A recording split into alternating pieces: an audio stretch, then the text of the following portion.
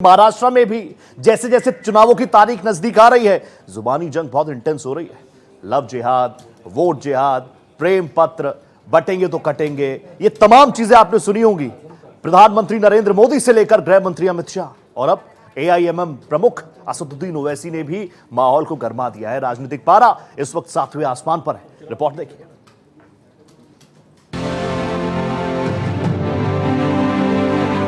आरक्षण को लेकर केंद्रीय गृह मंत्री अमित शाह ने कांग्रेस पर जोरदार हमला बोला है।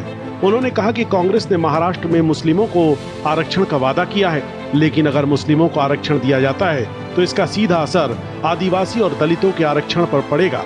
शाह ने ये भी आरोप लगाया कि आदिवासी क्षेत्रों में घुसपैठिए आ रहे हैं जो स्थानीय लोगों के अधिकारों को प्रभावित कर रहे हैं। अगर मुसलमानों को 10% आरक्षण मिलता है तो कम किसका होगा? किसका कम होगा? पिछड़ा वर्ग, दलित और आदिवासी का कम होगा। एक कांग्रेस पार्टी पिछड़ा वर्ग, दलित और आदिवासी का आरक्षण काटकर मुसलमानों को आरक्षण देना चाहती है।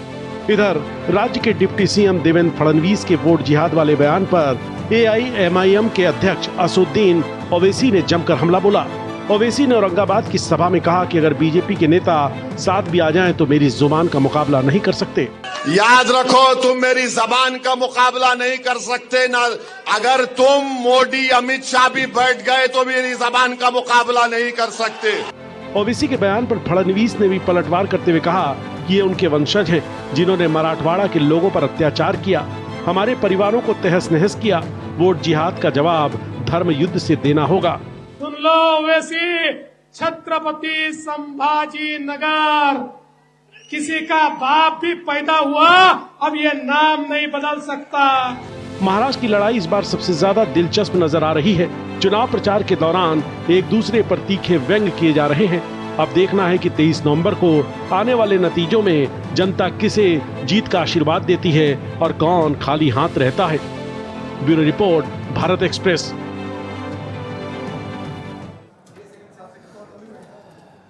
तो महाराष्ट्र को तो वैसे भी कहा जाता है पॉलिटिक्स का एक्सपेरिमेंट, बड़ा सेंटर है, एपी सेंटर कहा जाता है। मेरी सहयोगी आंचल तिवारी मेरे साथ जुड़ चुकी है। आंचल जी, लगातार आप तमाम बड़ी रैलीज को भी कवर कर रही हैं, लोगों से भी संवाद कर रही हैं।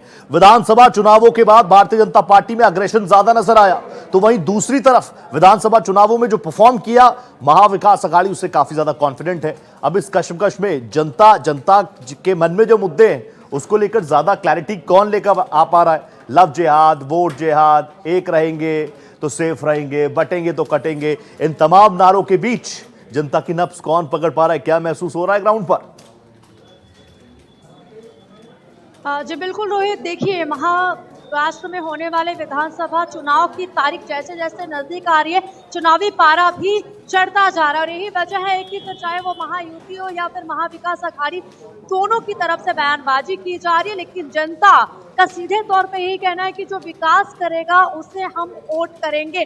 तो विकास के मुद्दे को लेकर जनता जिस पार्टी के साथ जाना चाहती है वो है बीजेपी पार्टी और खुले तौर पर महाराष्ट्र की जनता उनको समर्थन कर रही है, क्योंकि हिंदुत्व के मुद्दों को जिस तरीके से बीजेपी आगे लेकर जा रही है और एक नारा महाराष्ट्र में काफी चर्चा में बना हुआ है, बटेंगे तो कटेंगे। अब इसका प्रभाव कहीं ना कहीं जो विपक्षी पार्टी है उन पर नजर आ रहा है और एक साथ में जो विपक्षी पार्टी भले ही एकजुट है, लेकिन कई ऐसे वादे जो बीजेपी की तरफ से, महायुति की तरफ से पूरा किया गया है, उसको लेकर जनता में एक अलग ही उत्साह नजर आ रहा है। जनता चाहती है कि एक बार फिर सत्ता में महायुति। जाहिर सी बात है, और एक चीज तो बिल्कुल है कि महाराष्ट्र की जनता बहुत स्मार्ट है। महाराष्ट्र को जरूर एपी सेंटर माना जाता है, एक बड़ी लैब माना जाता है पॉलिटिकल एक्सपेरिमेंट्स के लिए, लेकिन इस बार भी ऐसा ही है कि जनता ज्यादा क्लियर है और पॉलिटिकल पार्टीज को कंफ्यूज है, इसलिए हर एक मुद्दे पर वो जबरदस्त तरीके से अग्रेसिवली अटैक कर रहे हैं। थैंक यू सो मच आंचल तिवारी, आप जुड़े हमारे साथ।